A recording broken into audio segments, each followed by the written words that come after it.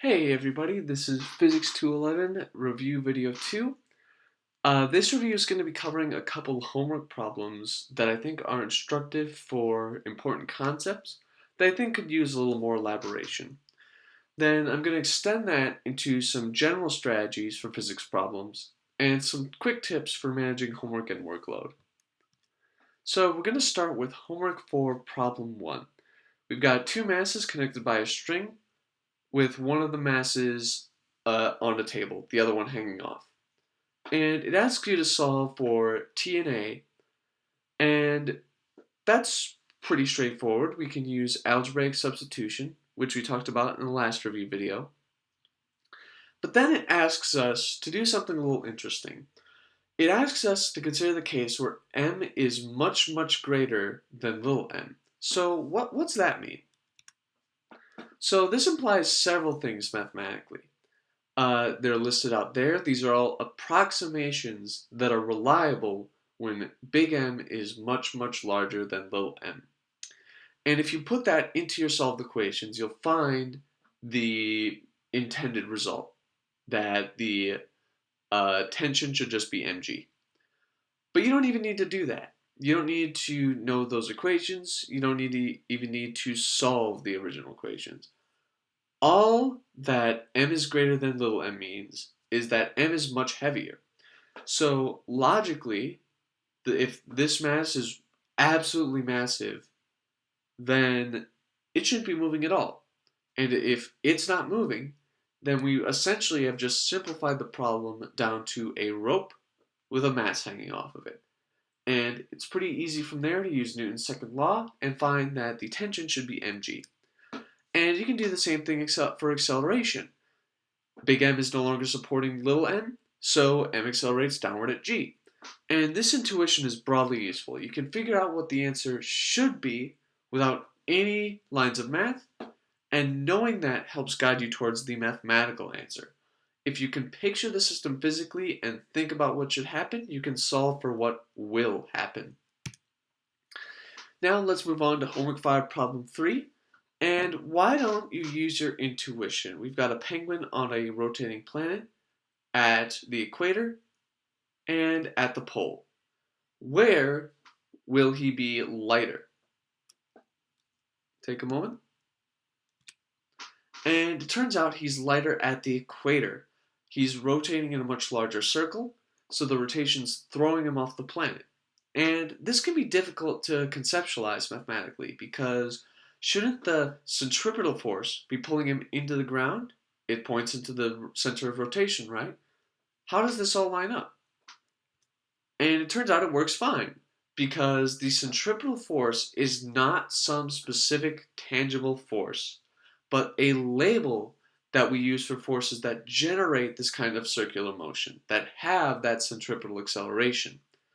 A lot of things can be a centripetal force: tension, gravity, electromagnetism, and etc. The defining feature is the centripetal acceleration. So we can see where this takes us. If we set the normal force to be the apparent weight, which is what we're looking for, let's take gravity to be negative, so the normal force has to be positive, and the centripetal acceleration has to be negative. So if we just set up F net equals ma, it all works out very cleanly. We find that the normal force is equal to the gravitational force minus the centripetal force. And boom, we've matched our intuition using math. And all we had to do was make sure that we recognize that Fn minus Fg is our centripetal force here. So let's move on to homework 7, problem 2. And this is a good example where trying to use intuition won't really be as immediately helpful. This problem's pretty complex. There's a lot of moving parts here, and there's several steps we need to do. So we can't make guesses. We need to go step by step. How should we start doing that? So first, we need to write what we know and why. We write the kinematics equation with no time. We know that we need to do this because we're not given anything about time, so we want to use something in terms of what we know already. So we use that kinematics equation. We get a friction force from the coefficient of friction we're given. We get conservation of momentum because the problem describes an inelastic collision where Bob catches the puck. And then we set up F equals ma, which is always going to be useful. It's a very good equation. So now we have everything we need. So we follow these steps. We find friction, find the acceleration. We use that first kinematics equation, and that will give us the velocity when the puck reaches Bob. We use equation 3 and get the velocity after Bob and the puck collide, and then we just repeat 1 through 3, but we solve for delta x. And all of that might seem very random, but it all comes out very naturally from these 4 equations we wrote down. None of it has to be memorized. None of it has to be recorded. It all just has to come out from these equations naturally. And that brings me to rigid versus flexible problem solving. So you're probably wondering why this guy's on the screen. This is a American cartoon character from the early 2000s. His name is Jimmy Neutron, and he's a boy genius. He creates problems with his wacky inventions, and then he needs to solve them. And when he does that, he looks constipated, thinks really hard, and has a brain blast. This is not a good problem solving method. It's very rigid and it can't be adapted to other problems and situations. When we're solving physics problems, we want to have a flexible, general approach. Trying to brute force or guess at an answer at a glance is going to get us into trouble. We should have a set of things we do at the start of any physics problem. I personally like to write what I know and important conditions, typo there. I write what I'm trying to find. I'll set up a diagram. And then this is something that's been really helpful for me. I'll write out relevant page numbers or lectures that I can refer to if I get stuck. And your approach will probably be different from mine. There might be things that are helpful for you that aren't helpful for me. But you do want to have a strategy that you can always use. You want to think about the equations we're learning in this class less as just like letters that you have to keep writing down on paper, and more like tools that are in your toolbox to describe the world we live in. You don't memorize how to use a hammer or a screwdriver, you just look at it and figure out how to use it. And a physics equation is the same way.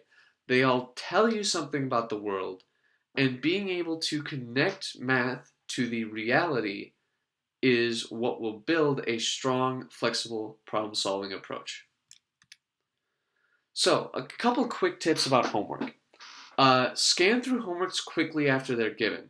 If you take just 5 or 10 minutes to just get a start on each problem, it should be very, very quick. You can get a sense of what's on the homework, and having that in the back of your mind will help you run through it faster when you actually need to do it. If you get stuck on a problem, take a break and move to a different one, or just do something else. Going at it multiple times will change your approach and avoid any snags that you might run into. And worst case scenario, if you're just stuck and you don't have the time to fix it, try to get something down that shows what you do understand. This is especially important for exams too. The time-limited format is not always kind, but it's always good to have something down. And don't be afraid to ask for help. Walter's website has clinic hours for all the 211 coaches and TAs, and they'd all be happy to help you. So, if you have any feedback on these videos, if you'd like to tell me what I could do different to make them more helpful, please send me an email. My email should be attached to the email this is sent to you at. And everybody, please have a good day.